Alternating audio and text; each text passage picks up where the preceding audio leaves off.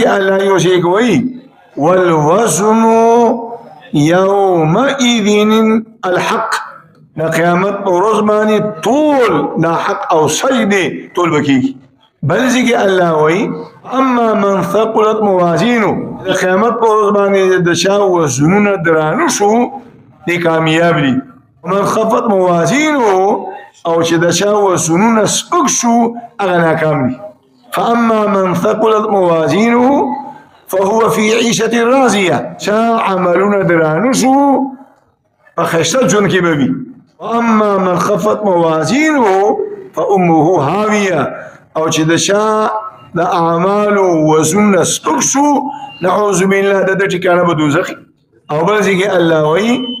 ونزع الموازين القسط ليوم القيامه د قیامت د ورځې د حساب کتاب د باربا مونږ تلی کیدو تلی بسکو کی بدو کمې تلی داسې تلی القسط چې هغه د انصاف تلی دنیا کې دنیا هم د تلو نه ډکه ده خو د انسانانو د لاس هغه تلی هغه ټولې د بې انصافۍ نه ډکې دي او د الله پاک د ټول هغه تله به د انصاف تلی او مسلمانانو ورونو په دنیا کې په تلو باندې اوسپنه تړلی کېږي او ګرمي یخني پې تړلی کېږي د موټر د رفتار حد پې تړلی کېږي د انسان په بدن کې د وینې چې کوم رفتار دی هغه پې تړلی کېږي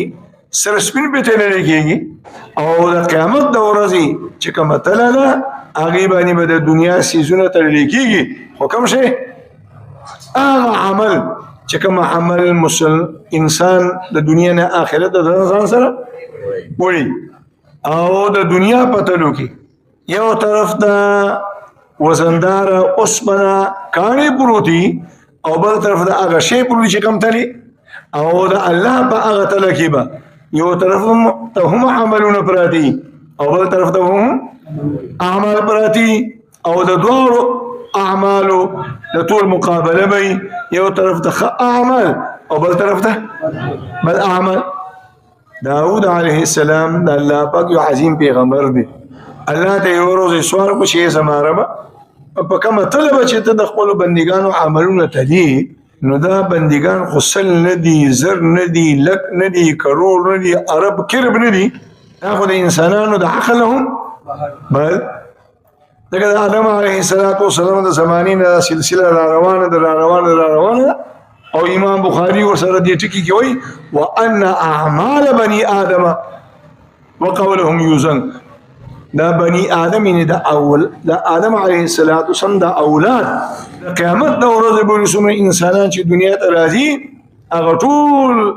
د آدم په اولاد کې سره داخل نه نو دا ته لږ راته وخایا چې یو ګورم الله جل جلاله د نمونې په تور باندې ورته غتل خودله او روایت کې راځي داود علیه السلام دا هغه حجر غټواله شي اولید نو به هوش را پریوت چې کله دا الله لږ سات پس په هوش کې راغی نو په جړه د الله سوال کوي چې ای زما ربا دا تله چې واره اسمانونه او سمکه راغونډي کې دا ټول په دې تله کې صحیح او بیا نه ډکیږي نو ستا یو کمزوري بنده به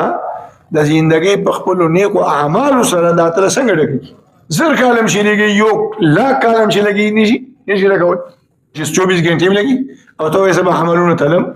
نو دا الله جل جلاله رحم په جوش کې راغی ورته اے داود زما یو بنده چې د یو ورکوټي عملو کې هغه د الهیت او د اخلاص نه ډکی مقصد صرف او صرف د زما سي رضای یو دانه د کوجوري یو غریب ته یو مسکین ته یو محتاج ته یو ضرورتمند ته ورکی او غرض صرف د الله راضي شي لما لأتها بتمره نيزم داود د دې وی دانی د کجوري په ځبانی بس دا غټه تله دا غره ثوابونه ډکم نو معلومه ده شو چې د مسلمان بد په اعمال کې دونواله راځي بس سره اخلاص سره راشي انما الاعمال بالنيات